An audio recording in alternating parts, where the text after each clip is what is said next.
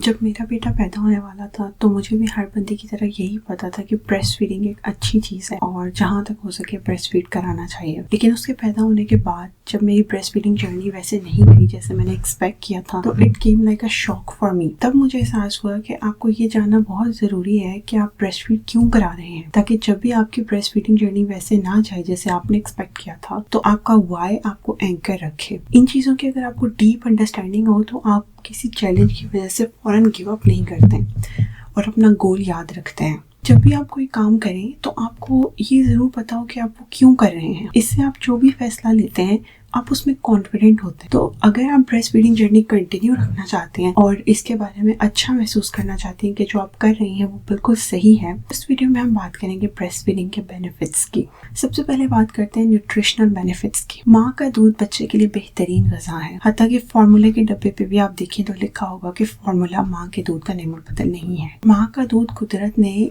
खास तौर पर प्रेगनेंसी के दौरान ही उस बच्चे के लिए बनाना शुरू कर दिया। इसके अंदर वो तमाम अज्जा बिल्कुल दुरुस्त अमाउंट में मौजूद होते हैं जो बच्चे की ग्रोथ और डेवलपमेंट के लिए चाहिए होते हैं। इसके अंदर कार्बोहाइड्रेट्स होते हैं, फैट्स होती हैं जो बच्चे के ब्रेन और नर्वस सिस्टम को डेवलप करने में हेल्प करती हैं, विटामिन होते हैं, प्रोटीन्स होती हैं, खासतौर पर जो शुरू के दिनों में मिल्क आता है colostrum, it's very rich in protein. तो माँ का दूध बच्चे के लिए कस्टमाइज्ड तैयार होता है। ये ना सिर्फ बच्चे की बढ़ती उम्र के साथ साथ खुद को चेंज करता रहता है, बल्कि इसकी कंपोजिशन बहुत वेरी करती है। माँ जो खाए पिए उसकी डाइट के हिसाब से भी इसका फ्लेवर चेंज होता रहता है। ना सिर्फ ये बल्कि इसकी कंपोजिशन इस तरह भी बदलती है कि जो बच्चे की उम्र बढ़ती जाती है ब्रेस्ट मिल्क के इंग्रेडिएंट्स में ऊपर नीचे होते रहते हैं।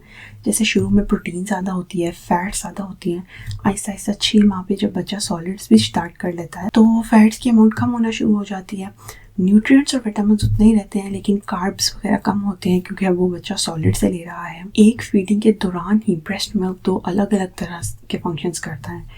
पहले फीड के शुरू में जो मिल्क आता है उसे फोर मिल्क कहते हैं, जो बच्चे की इमीडिएटली प्यास बुझाने का काम करता है। और बाद में जब थोड़ी फीड इस्टेब्लिश हो जाती है फिर जो मिल्क आता है दैट्स हाइंड मिल्क, जिसके अंदर वो तमाम न्यूट्रिएंट्स वगैरह होते हैं जो बच्चे को चाहिए होते हैं। एक और ब्रेस्ट मिल्क का बहुत बड़ा फ़ायदा जो कि फार्मूला में रेप्लिकेट नहीं हो सका वो है एंटीबॉडीज़। एंटीबॉडीज़ बच्चे के मुदाफ़ती निज़ाम को बेहतर बनाती हैं और स्पेशली उन शुरू के महीनों में जब वो बहुत वल्नरेबल है, उससे बहुत सी जो कॉमन बीमारियाँ हैं उनसे महफूज रखते हैं। माँ के जिस्म पे कोई भी वायरस, बैक्टीरिया या कोई भी जरासीम वगैरह आया तो माँ के जिस्म ने उसके खिलाफ एंटीबॉडीज़ बना ली। वो एंटीबॉडीज़ दूध के जरिए बच्चे में ट्रांसफ़र होती हैं। खास तौर पर इनमें इंपॉर्टेंट है इम्यूनोग्लोबुलिन ए। IgA जो है वो जाके बच्चे के तमाम जो एक्सपोज्ड ऑर्गन्स हैं जैसे कि नाक हो गई, कान हो गया, डाइजेस्टिव सिस्टम हो गया, इन पे जाके एक प्रोटेक्टिव सी लेयर बना लेती है जिसकी वजह से बच्चे को इतनी जल्दी वायरस या बैक्टीरिया इन्फेक्ट नहीं कर पाते जितना कि नॉर्मली इसके बगैर करेंगे। यही वजह है कि बहुत से ब्रेस्ट फेड बच्चों में कॉमन बीमारियां जैसे नमूनिया हो गया, डायरिया हो गया, कान की इन्फेक्शंस हो गई, सांस की बीमारी हो गई, वो बहुत कम दिखी गई हैं। रिसर्च ने बल्कि ये प्रूव किया है कि ब्रेस्ट मिल्क में कम से कम 34 इंग्रेडिएंट्स ऐसे हैं जो कि फार्मूला में नहीं पाए जाते। ये बच्चे के लिए बहुत इजी टू डाइजेस्ट होता है और उसका जो इमेच्योर डाइजेस्टिव सिस्टम है वो इससे इजीली हजम कर सकता है। चूँकि ब्रेस्ट मिल्क के थ्रू बच्चा अपनी भूख कंट्रोल कर सकता है, जिन्हें खुद पीना है खुद कंट्रोल कर सकता है कि मैं कितना पीऊंगा और मैं कब ब्रेस्ट से पीछे हटूंगा। तो ये एक हेल्दी वेट गेन को प्रमोट करता है। ये बच्चे जो हैं वो बचपन में मोटापे से भी महफूज रहते हैं। ब्रेस्ट मिल्क में कंपोनेंट पाया जाता है लेप्टिन। ये आपके फैट स्टोरेज को अफेक्ट करता है जिसकी वजह से ये बच्चे ज़्यादा मोटे नहीं होते और बिल्कुल इनका हेल्दी वेट गेन रहता है। अगर हम माँ के लिए ब्रेस्ट फीडिंग के फ़ायदों की बात करें तो सबसे बड़ा फ़ायदा ये है कि ब्रेस्ट फीड कराने वाली माँ में बहुत से कैंसर सिग्निफिकेंटली कम तादाद में देखे गए हैं। इसमें ख़ास तौर पे आ जाता है breast cancer, ovarian cancer, endometrial cancer, even thyroid का कैंसर भी। बाद में इन माओं में शुगर, हाई ब्लड प्रेशर और दिल की बीमारियों के रिस्क भी कंपैरेटिवली कम देखे गए हैं।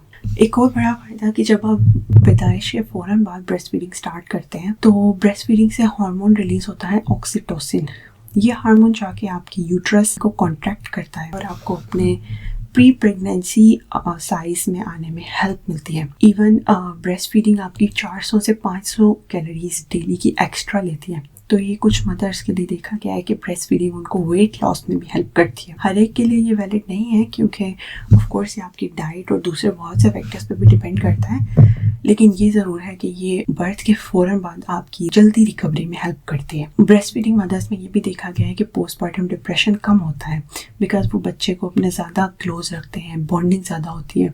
लेकिन इसकी एक दूसरी एक्सट्रीम ये है कि जब ब्रेस्ट फीडिंग पैदाइश के फ़ौरन बाद वैसे इस्टेब्लिश ना हो पाए जैसे माँ ने एक्सपेक्ट किया था, तो हो सकता है उसके पोस्टपार्टम डिप्रेशन में जाने के चांसेस ज़्यादा बढ़ जाएं। एक और बड़ा फ़ायदा कि ब्रेस्ट फीडिंग एक नेचुरल कॉन्ट्रासेप्टिव है। 6 महीने तक जब अगर आपका बच्चा एक्सक्लूसिवली ब्रेस्ट फीड कर रहा है, कोई फार्मूला, पानी, ऊपर का दूध नहीं है, आपके पीरियड्स अभी तक नहीं आए हैं और बच्चे ने भी सॉलिड स्टार्ट नहीं किए हैं, तो बहुत 99.99% चांस है कि आप दोबारा प्रेग्नेंट नहीं होंगी। इसको लैक्टेशनल एमेनोरिया मेथड कहा जाता है। एक of course birth control pills या डिवाइसेस उनसे 100% बेहतर है। अगर हम ब्रेस्ट फीडिंग के प्रैक्टिकल बेनिफिट्स की बात करें, ब्रेस्ट फीडिंग बहुत एक्सेसिबल और कन्वीनियंट है। आपको कुछ कहीं भी कैरी नहीं करना पड़ता। आप बस बच्चा भी आपके साथ हो तो आप हर जगह हर वक्त आपके पास अवेलेबल है, आप आराम से दूध पिला सकते हैं। कोर्स फ्री ऑफ कॉस्ट है। अनलेस के में भी आपको नर्सिंग ब्रॉस पे या ब्रेस्ट पंप पे, या अगर ब्रेस्ट फीडिंग के दौरान आपको किसी चैलेंज का सामना करना पड़ रहा है तो लैक्टेशन कंसल्टेंट की फी,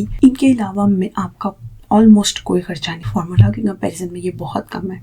ब्रेस्ट फीडिंग इमोशनल कनेक्शन भी बहुत माँ और बच्चे का एस्टेब्लिश करती है। माँ और बच्चे में स्किन टू स्किन ज़्यादा होता है, और जब भी स्किन टू स्किन होता है तो ना सिर्फ बच्चे को फ़ायदा होता है बल्कि माँ के अंदर भी वही लव हार्मोन ऑक्सीटोसिन प्रोड्यूस होता है जो उसको काम और पुरसुकून करता है। क्योंकि ब्रेस्ट फीडिंग ऑन डिमांड होती है, आपको बच्चे के फीडिंग क्यूज देखने पड़ते हैं, हर चीज़ देख के उसके अकॉर्डिंग ही आप फीड कराते हैं, तो रिस्पॉन्सिवनेस भी थोड़ी ज़्यादा आ जाती है। इसका ये बिल्कुल मतलब नहीं है कि फार्मूला फीडिंग से बॉन्डिंग अटैचमेंट नहीं होती।